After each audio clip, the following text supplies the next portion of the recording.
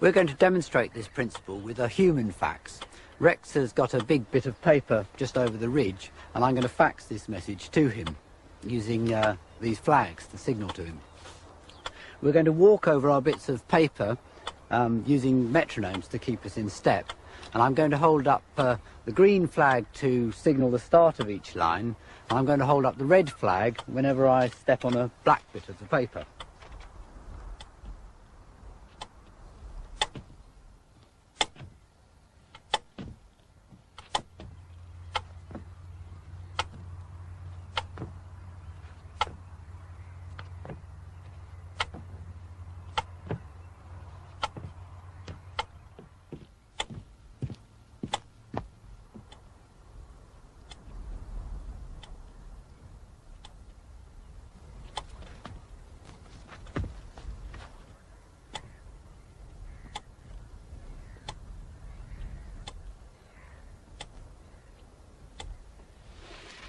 What's happening inside a real fax machine is surprisingly similar.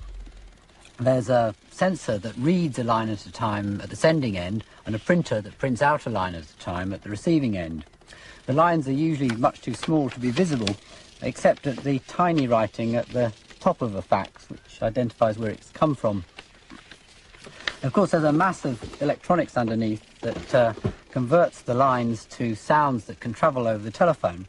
But the basic idea is exactly the same as our human fax.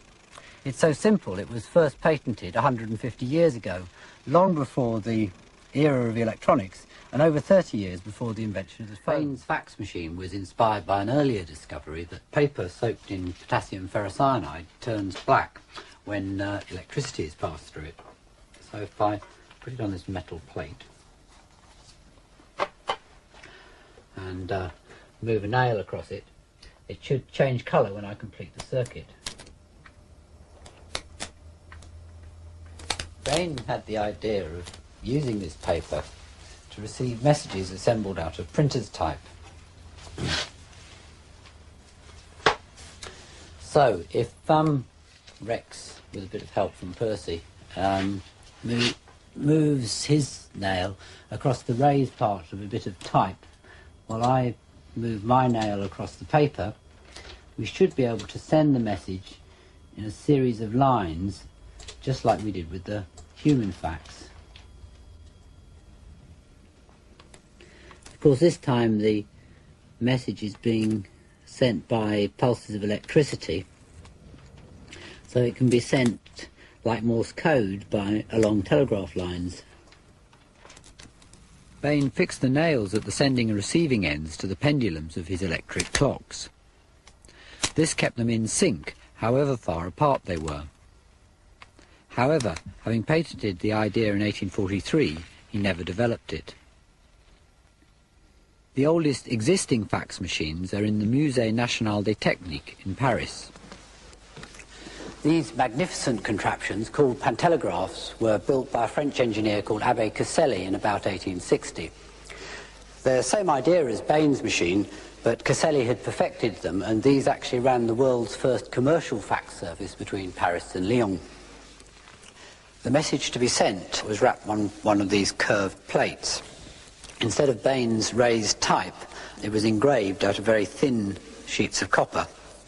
These machines don't work anymore, but there would have been a stylus in here, the equivalent of our nail, to make the contact, and it was moved across the message by this large pendulum, attracted from side to side by the large electromagnets. At the receiving end, you'd put a bit of Bain's soggy paper on one of these curved plates with another stylus resting on it.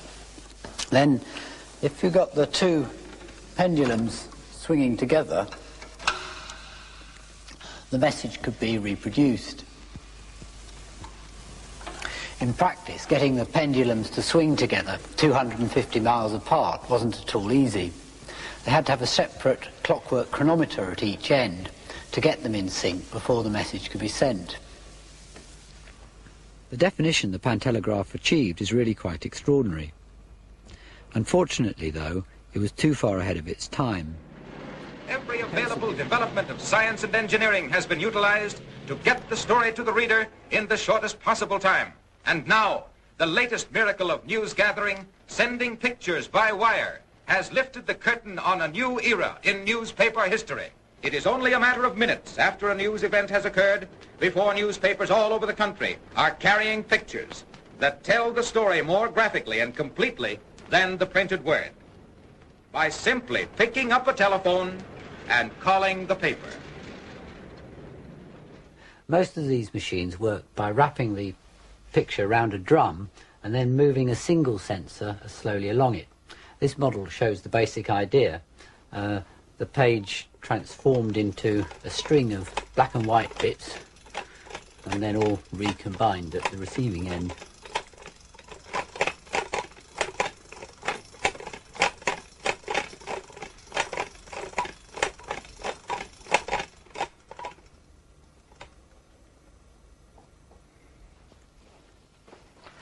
Rex and I have had a go at sending a fax like this using our lathes.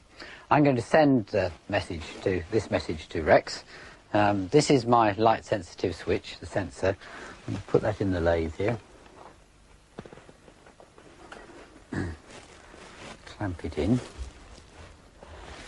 Now I've connected it up to this little sounder so that it'll squeak whenever it passes over a black bit of the message.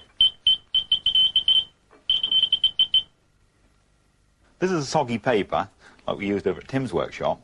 Now I'll put this paper around a drum on my lathe, and this piece of wire represents the nail we used.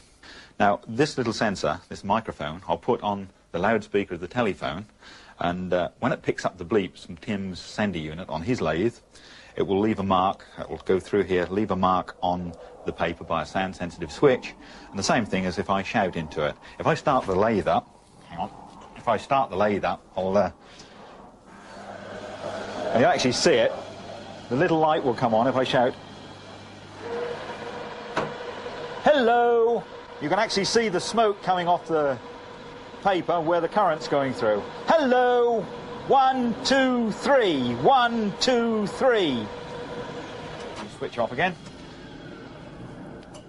And then you can actually see the black marks left by my voice. Anything coming through yet, Tim? Tim? Can you hear me, Tim? Yeah, I can hear you. Can you send me a sync pulse through? Yeah, I'll just have to tape the thing to the phone. Okay. So with the microphone and my sounder connected to the handsets of our phones, we should be able to fax the message. Okay, I'll tape mine on. Okay. I'll just tape that on the edge of the speaker. Right, get the lathe going. The only thing is, first I just have to send a pulse once a revolution, because Rex has got to get his lathe going at exactly the same speed as mine.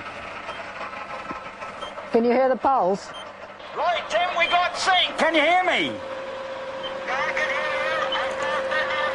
Okay.